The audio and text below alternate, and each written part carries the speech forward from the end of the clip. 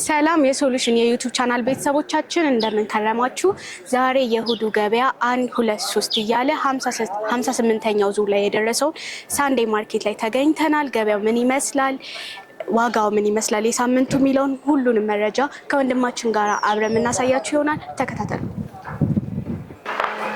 ሰላም እንዴት ሰላም ነሽ? አለን።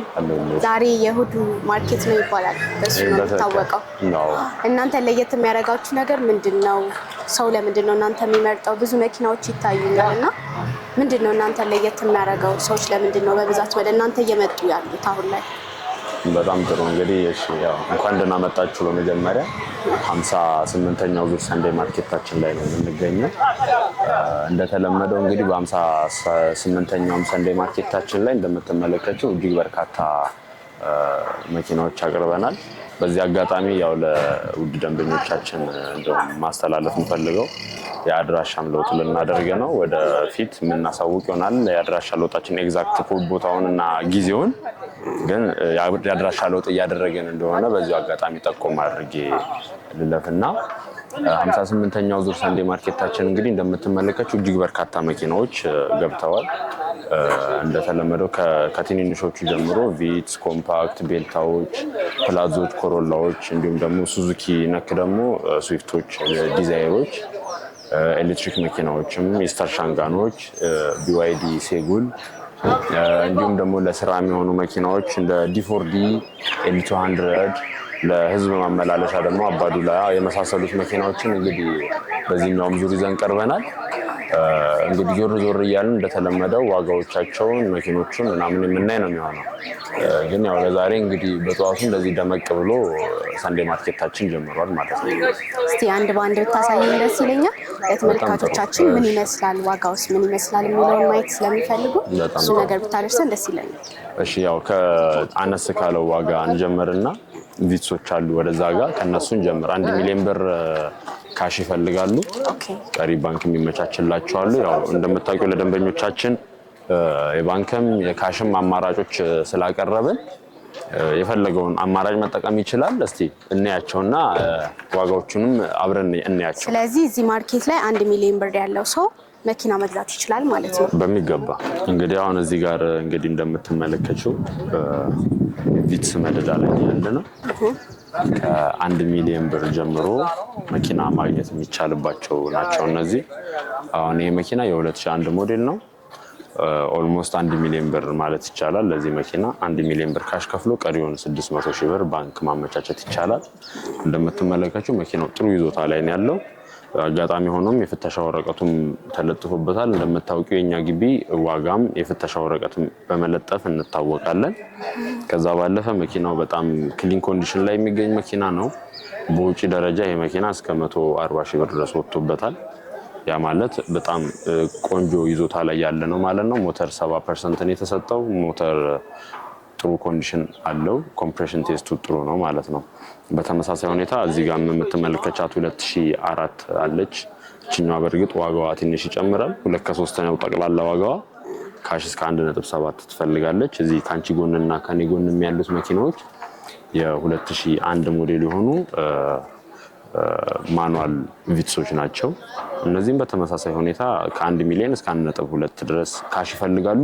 ኦኬ፣ ማኑዋልም አውቶማቲክም ዋጋቸው አይለያይም ማለት ነው። ኦልሞስት አሁን አንድ ነው ማርኬቱ። እንግዲህ አሁን ምንድነው በፊት የቀለም የታርጋ እንዲሁም ደግሞ የትራንስሚሽን እነዚህ ማተር ያደርጉ ነበር ዋጋ ላይ። ገበያውም ያንን ነገር ቤዝድ ያደረገ ነበር። አሁን እንደምታውቁ መኪና የነዳጅ መኪና ወደ ሀገራችን መግባት አይችልም። እነዚህ ደግሞ ኦልሞስት ከ20 ዓመት በላይ ያገለገሉ መኪናዎች ናቸው። እነዚህ መኪናዎች ጭራሽ መግባት አይችሉም ወደኛ ሀገር። አዳዲሶቹም ቢሆኑ እነ ዲዛይር ምናምን የመሳሰሉት ቀርተዋል፣ መግባት ካቆሙ ቆይተዋል።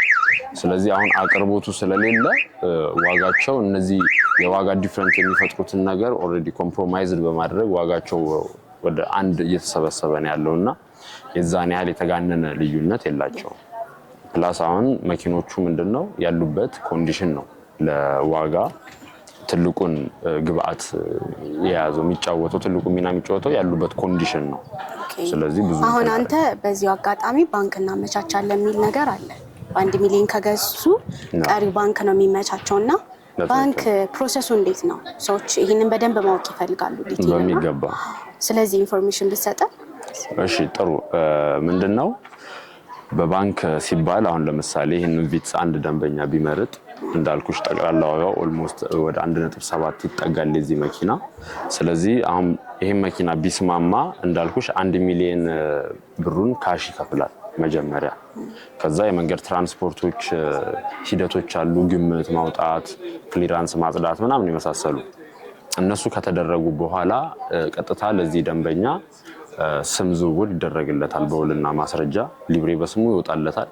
ከዛ በኋላ ለባንክ ደግሞ የሚያስፈልጉ ሪኳየርመንቶች አሉ እንደ ንግድ ፍቃድ፣ ንግድ ምዝገባ፣ ቲን ነምበር፣ ያገባ ያላገባ፣ የቀበሌ መታወቂያ፣ ናሽናል አይዲ፣ የባንክ ስቴትመንት። እነዚህ ማንዳቶሪ የሆኑ ሪኳየርመንቶች ናቸው። እነዚህን ሪኳየርመንት ሲያቀርብልን በስሙ የሆነውን ሊብሬ አያይዘን ወደ ባንክ ዲፓርትመንታችን እንልከዋለን ማለት ነው። ኦኬ። ስለዚህ በዚሁ አጋጣሚ ለሊብሬ የሚወጡ የተለያዩ ወጪዎች አሉ፣ ራሱን የቻለ ማለት ነው። ይህንን ነገር ብዙዎች አያውቁትም። ኤግዛክትሊ ልክ ነሽ። እነዚህ እንግዲህ የፐርሰናል የግለሰብ ወይም ደግሞ የመሸጫው ኮስቶች አይደሉም፣ መንግስታዊ ወጪዎች ናቸው። በመንግስት ተመን የተተመነላቸው ናቸው። እኛ ዝም ብለን በዘፈቀደ በራሳችን የምናወጣቸው ሂሳቦች አይደሉም።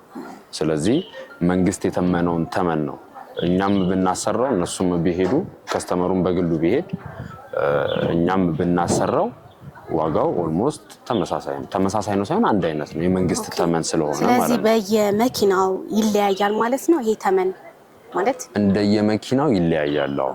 አሁን ለምሳሌ የታወቀ ነገር የለውም ማለት ነው። የታወቀ ኤግዛክት አሁን ለምሳሌ ይሄ መኪና ሲገመት የደረሰኝ 10200 ብር መንግስት ያስከፍላል። ትልቅ መኪና የሚገመት ትንሽ መኪና ለመገመት 10200 ብር መንግስት ያስከፍላል የደረሰኝ ማለት ነው። ነገር ግን ግምቱ ግን ይለያያል። ይሄ መኪና ለምሳሌ 600 ሺህ ብር ሊገምተው ይችላል። ትልቁ መኪና 1 ሚሊዮን ብር ሊገምተው ይችላል። ስለዚህ እንደነዚህ አይነት ዲፍረንት ካልሆኑ በስተቀረ ኖርማሊ ወጪዎቹ ላይ እነዚህ የአገልግሎት ክፍያ የመሳሰሉ ወጪዎች ላይ ምንም አይነት እንትን የለውም፣ አንድ አይነት ናቸው ማለት ነው። ስለዚህ ደንበኞች መኪናውን ከመግዛትም ባለፈ ሪኳየርመንቱን ፉልፊል ማድረጋቸውም እርግጠኛ መሆን አለባቸው። ከዛም ባለፈ ደግሞ 1 ሚሊዮን ብር ብቻ ስለያዙ ሳይሆን ተያያዥ ወጪዎች ደግሞ እንዳላቸው ሜክ ሹር መሆን መቻል አለባቸው።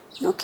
ይሄንን ሀሳብ ሳንጨርስ ምንድነው ብዙዎች ይሄንን ስለዚህ ፕሮሰስ አያውቅም። አሁን አንድ ሰው ሲመጣ 1.7 የሚለውን ካሽ ነው የሚያውቀው። 1 ሚሊዮን ካሽ ከከፈልኩኝ በኋላ ቀሪውን ባንክ ይመቻችልኛል የሚለውን ሀሳብ ነው የሚያስበው። የተለያየ ወጪዎች ምናምን በደንብ አያውቅምና ብዙዎቻችን አሁን ሰዎች ደንበኞች ወደ እናንተ ሲመጡ ይሄንን ኢንፎርሜሽን በደንብ አስረድታችሁ የምትረዱት ነገር አለ ወይ? እያንዳንዱ ሰው ይሄ እርዳታ ይሰጣችኋል? እንዴት ነው? በሚገባ እርዳታ እንሰጣለን። ደንበኛውም ደግሞ 1 ሚሊዮን ብር ከፍሎ ባንክ ይመቻችልኛል የሚለው እሳቤ የተሳሳተ ነው፣ በጣም የተሳሳተ ነው።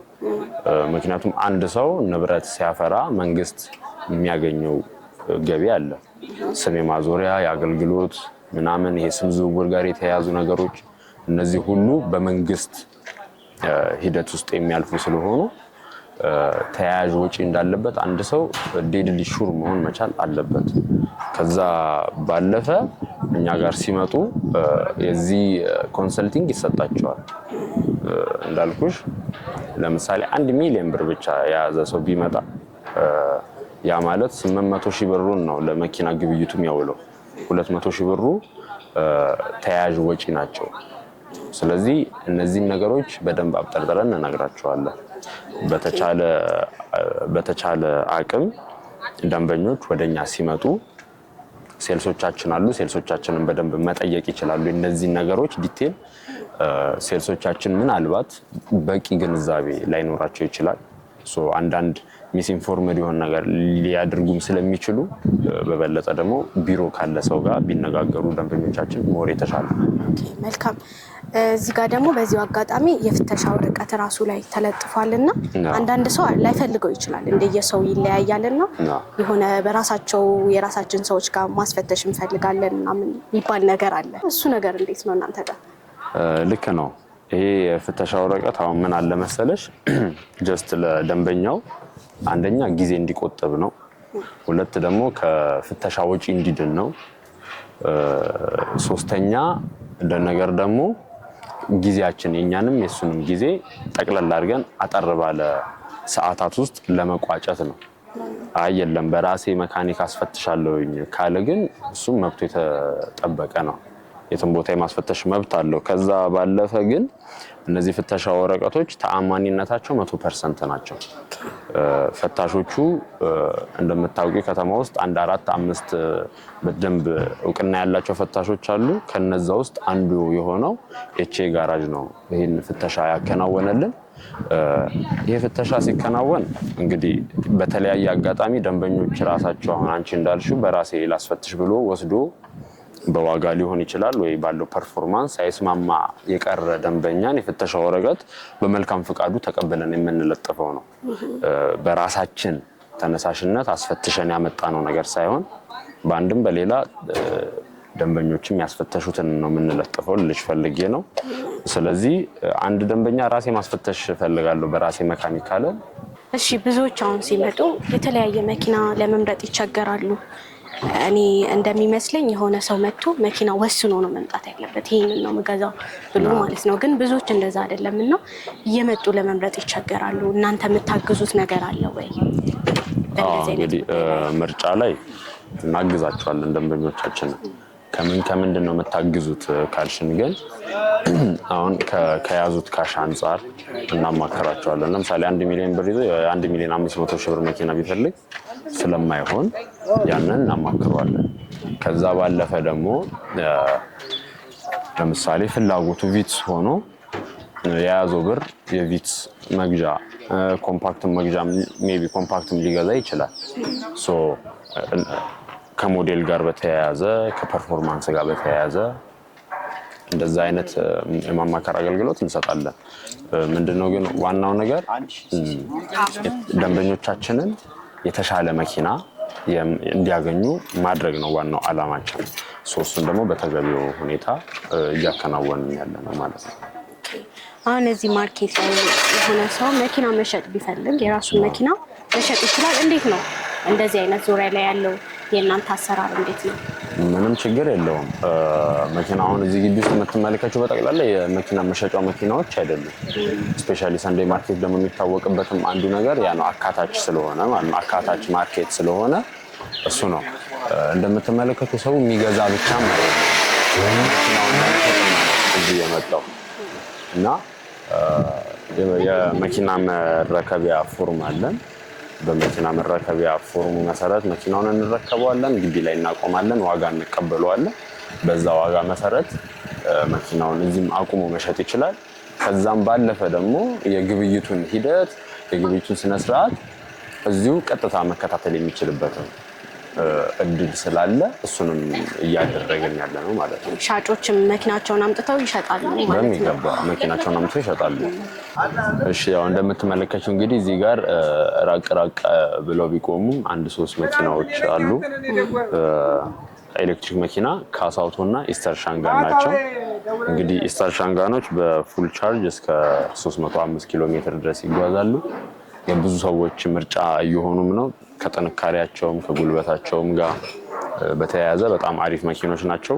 እንግዲህ ዋጋቸው እንደምትመለከችው እስከ 2.7 ድረስ ዋጋ ቀርበዋል። የ1 ሚሊዮን እና እስከ 1 ሚሊዮን 200 ሺህ ብር ድረስ የባንክ ኦፈር ተዘጋጅቶላቸዋል። ከዛ ባለፈ እስከ 1.7 እና 1.5 ድረስ ካሽ የሚከፈል ይሆናል ማለት ነው። ኤሌክትሪክ መኪናዎች እንግዲህ ማርኬቱን በደንብ እየተቆጣጠሩት ያሉ መኪናዎች ናቸው። እኛም ግቢ እጅግ በርካታ መኪናዎች ነበሩ ኤሌክትሪክ መኪናዎች፣ አጋጣሚ ሆኖ እንዳለ ተሽጠው አልቀው ነውና ለዛሬ ለዚህኛው ሰንዴ ማርኬት ለዚህኛው ዙር ሰንዴ ማርኬት እንግዲህ 4 የሚሆኑ እዛ ጋርም አንድ አለች ውጪ ላይ 4 የሚሆኑ ኤሌክትሪክ መኪናዎች አቁመናል ማለት ነው። ስለዚህ ኤሌክትሪክ መኪናም ያው እኛ ግቢ እንግዲህ ለየት ከሚያደርገው ሌላኛው ነገር ምንድነው የነዳጅ መኪናም ብቻ ሳይሆን የኤሌክትሪክ መኪናንም መያዛችን ነው። እንግዲህ ሰዎች መጥተው የትኛውንም መኪና ቢፈልጉ የሚያጡበት ግቢ አይደለም ማለት ነው። ይሄንን ይመስላል። ቅድም አሁን ያድራሻ ለውጥ አለ ብለኸኝ ነበረ አጋጣሚና እሱ እንዴት ነው እሱ መረጃ? እንግዲህ ኦልሬዲ ያኛውን ግቢያችንን እያስተካከልን ነው፣ በማስተካከል ላይ ነው የምንገኘው። አድራሻው እንግዲህ መስቀል ፍላወር አደባባይ በራሱ በክተራው ጋር 100 ሜትር ገባ ብሎ ሚራክል ሆቴል ጎን ነው የሚገኘው። እንግዲህ ቤቱ ግቢው ተጠናቆ ተሰርቶ ለተጠናቀቀ ወደዛ ሙቭ የምናደርግ ይሆናል። ያንንም ቀን ኤግዛክት ቀኑን ለደንበኞቻችን እንናገራለን። እስከዛ ግን ያው የአድራሻ ለውጥ ልናደርግ እንደሆነ ከወዲሁ እንዲያውቁ ነው። እኛ ጋር እንግዲህ እንደምታውቂው በሰንዴ ከሰኞ እስከ ቅዳሜ ያለውን እንኳን ትተሹ በሰንዴ ማርኬት ብቻ እጅግ በርካታ ደንበኛ ነው ያለውና ይሄኛውን ግቢ ብለው እንዳይመጡ ብዬ ነው አስቀድሜ መረጃውን እየሰጠኋቸው ያለው። እንደምታዩ ግቢያችንም ላይ ባነሮች ለጥፈን በደንብ አዌር እንዲሆኑ እያደረግን ነው። ኦልሞስት 2 ሳምንት ሞልቶታል ከተለጠፈ። ስለዚህ ግቢ ለውጥ እንደምናደርግ ደንበኞቻችን እንዲያውቁ ነው። ልክ ያንን የዛን ቀን ኤግዛክት ቀኑን የምንናገር ይሆናል ማለት ነው። እሺ፣ አመሰግናለሁ። በመጨረሻ ማለት የምትፈልገው ነገር ካለ?